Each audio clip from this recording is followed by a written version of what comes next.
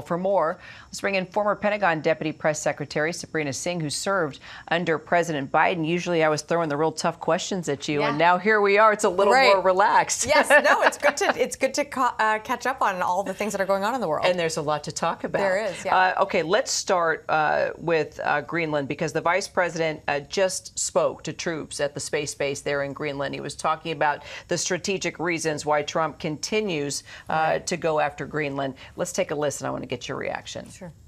If a missile was fired from an enemy country or an enemy submarine into the United States, it is the people here before us who would give notice to our brave men and women further south in the United States to let people know what was coming and, God willing, to try to shoot it down and prepare for it. That's one of the things that we do at installations like this. What do you think? Look, I think this whole conversation on Greenland is just some political talking points that the administration wants to drum up. I mean, of course, there is strategic advantages in having an ally in Greenland, and that's what we should be pursuing. We should be strengthening our alliances, not further fracturing them with our European allies, especially in the region. There are critical waterways. We know that China and Russia operate there. That's why you have an American presence there. But the point that they're trying to make of this idea that we're going to take over Greenland, well, Greenland doesn't want to be taken over. So I think that's, point one to make, and maybe the Trump administration continues to need to hear that. But point two is, let's deepen our alliances. I agree. Those waterways are very important. We need to push back against these adversaries. Let's do that. Let's do that in partnership. That's what makes us strong. So you're saying the U.S. doesn't need to take over Greenland to secure our international security, because that is what the president is pushing. For our international security, we have got to take over Greenland. Well, for our international security, you can argue you can take over a whole number of other places then. We don't have, I think it's important to listen to the people that live there, and they're saying we don't want this, and we're not going to do it. So I think we have to take that at face value and move on from that point. And if the Trump administration, I think it's a good thing that we're looking at our national security. We should be looking more into that, especially that Arctic region. We know China and Russia are making advances there. We can do this with our allies. It doesn't have to be a United States taking over another sovereign territory. And other presidents have floated the idea. Why didn't Biden go for it? I think he knew the value of alliances. I think he knew the value of strategic partnerships. At the end of the day, you have to listen to the people that live there. They don't want this. What are you going to do? A hostile takeover? They said they're not for sale. So again, I think this is something that I understand the importance of Greenland, the strategic location that it offers.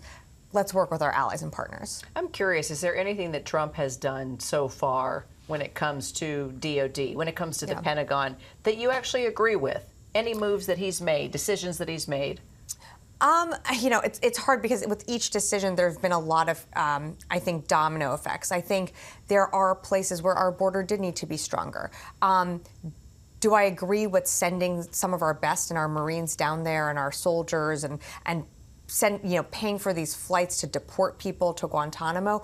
That is so costly, and that's not why our Marines or our sailors or our airmen sign up to join the military. I agree with strengthening our border. I think there were better ways to do that, frankly.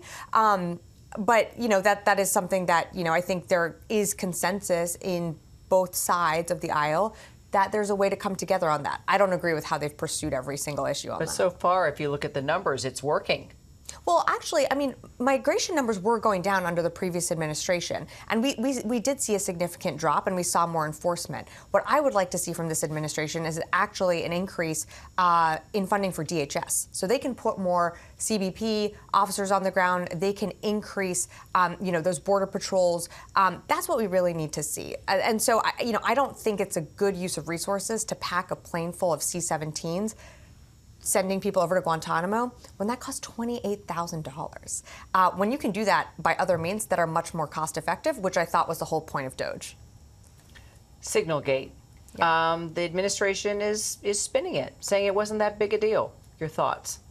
It is. I appreciate that they are trying to spin their way out of this. It is a very big deal, and I think deserves the utmost scrutiny, not just from Congress, but from the inspector generals at each agency. Now, unfortunately, Donald Trump fired all of them, but there are actings in some of those positions, and they certainly deserve to look at this issue.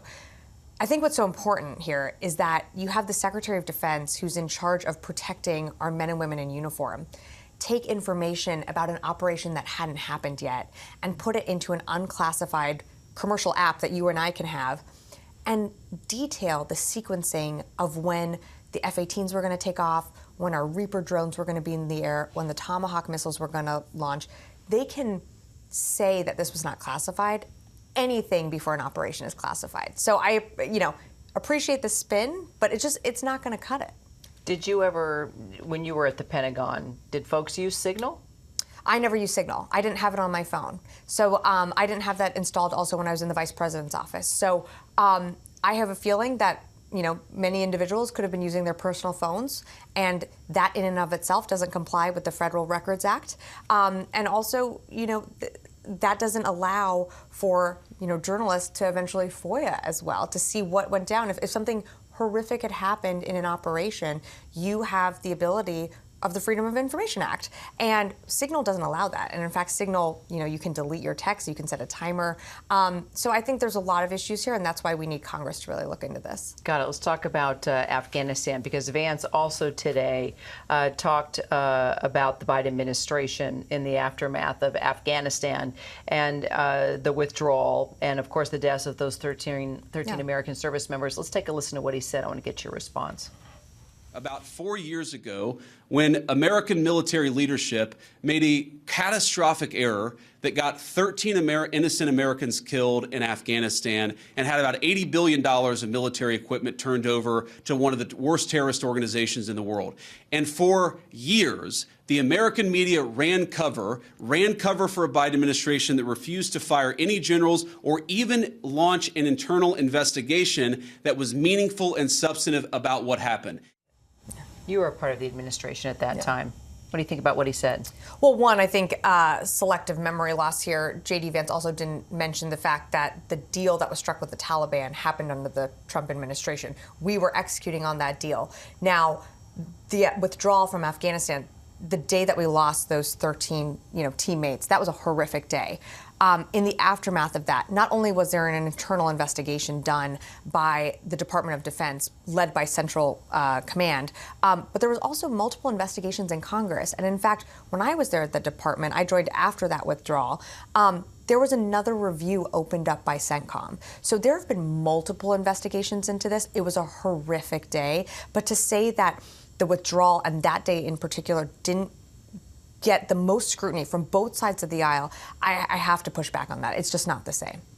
Sabrina Singh, we're always going to have a lot to talk to you about in the next almost 4 years now. I hope you'll come back. Not even 100 days. Exactly. Look at where we are, and it's not even 100 days. I think you'll be back a lot.